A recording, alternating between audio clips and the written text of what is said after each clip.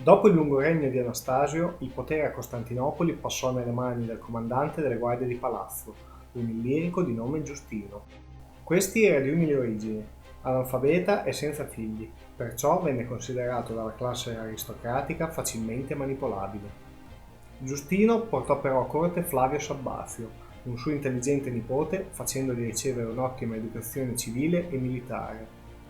In quest'ultima ottenne rapidissimi avanzamenti di carriera, anche grazie alla carica dello zio, arrivando a coadiuvare lo stesso nell'esercizio del potere.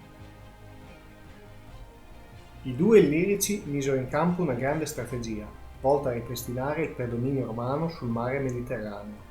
Nel farlo furono anche aiutati dalla fortuna.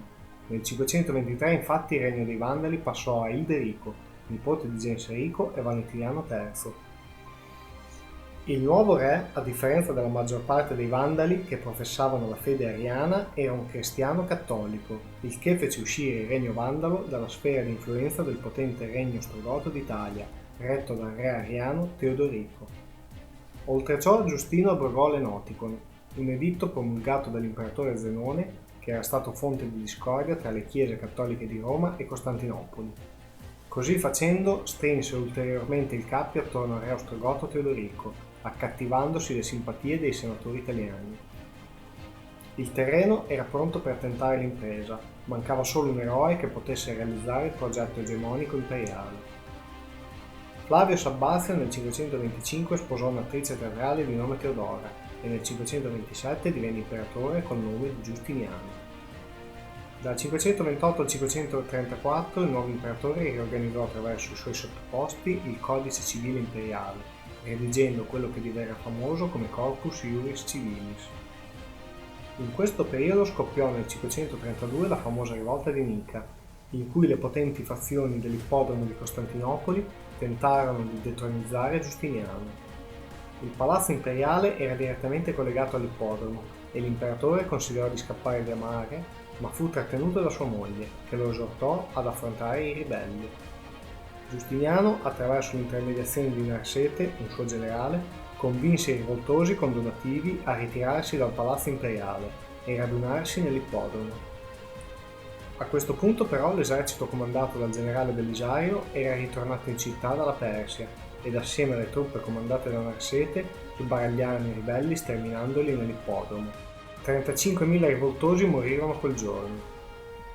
L'impero aveva ora il proprio campione. Belisario infatti ottenne come ricompensa della propria fedeltà il comando delle truppe bizantine che avrebbero dovuto riconquistare i territori del vecchio impero romano d'Occidente. Il pretesto per la conquista dell'Africa arrivò quando nel 532 d.C. il re vandalo filo-bizantino Ilderico fu detronizzato da Ghelimero. Nel giugno 533 Belisario parte per l'Africa dopo aver ottenuto da Amalasuntha, la regnante d'Italia succeduta a Teodorico, il permesso di sfruttare i porti siciliani.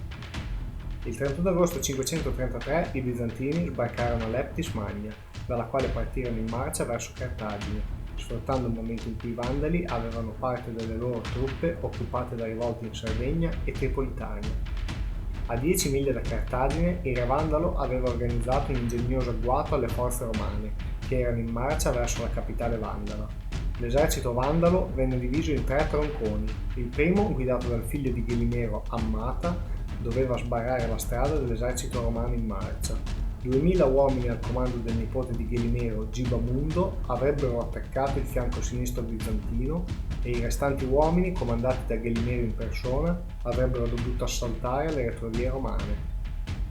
Tuttavia, un'avanguardia di mercenari unni sorprese il corpo di soldati di Gibamundo, disperdendolo nonostante l'inferiorità numerica ed uccidendo il nipote di Ghelimero. 100 anni dopo la morte di Attila, gli unni erano ancora guerrieri terribili. Le truppe di Ammata furono anch'esse messe in fuga ed Ammata stesso ucciso dalle avanguardie romane. Più fortunato fu Ghelimero, che riuscì a sorprendere i contingenti romani e a prevalere su di essi. Egli tuttavia non sfruttò la vittoria sugli sbandati soldati romani, poiché raggiunte le postazioni precedentemente occupate da Ammata, ne pianse la morte e dette sepoltura al figlio, permettendo ai romani di riorganizzarsi e contrattaccare, mettendo in fuga i Vandali ed occupando Cartagine stessa. Ghelimero fuggì sul monte Papua, dove avvenne la sua resa. All'inizio del 534 le province del Nord Africa, Sardegna, la Corsica e le Baleari ritornarono così sotto il dominio romano. Nel 535 la reggente del Regno d'Italia Malsunta venne assassinata dal proprio cugino Teodato, che le successe alla guida del regno. Giustiniano aveva un nuovo casus belli per allargare i propri domini ed inviò nuovamente il proprio generale Belisario per conquistare il regno dei Goti all'impero. Iniziava la guerra greco-gotica. Questa guerra sarà oggetto di un nuovo video. Per ora mi limito a dire che durò dal 535 al 553 d.C., con alterne fortune da una parte e dall'altra. Solamente l'invio del generale Narsete nel 552 con un forte esercito di mercenari concluse la guerra in favore dei Romani. Durante questa guerra va detto che per tutto l'impero romano d'Oriente imperversò un'epidemia di peste, che ne sterminò la popolazione e rese più difficile il rifornimento della campagna d'Italia di uomini e mezzi. Nel 548 morì Teodora, la moglie di Giustiniano. Nel 553 Giustiniano riuscì con un colpo di mano ad impossessarsi di alcuni preziosi bachi da seta delle fabbriche cinesi, permettendo di iniziare la remunerativa produzione di seta internamente all'impero bizantino. Le conquiste territoriali di Giustiniano furono tuttavia effimere. Quando nel 565 Giustiniano morì, già nel 568 l'Italia fu invasa dai Longobardi e dai Bizantini non rimasero in Italia che alcuni territori costieri. Il regno di Giustiniano rappresenta un punto di svolta tra la storia antica e quella medievale. Il sostanziale insuccesso della riconquista dell'Occidente da parte di Costantinopoli rappresenterà il culmine dell'espansione territoriale dell'impero d'Oriente. Ben presto nuovi popoli e nuove energie faranno scivolare l'Europa ed il Mediterraneo nel Medioevo.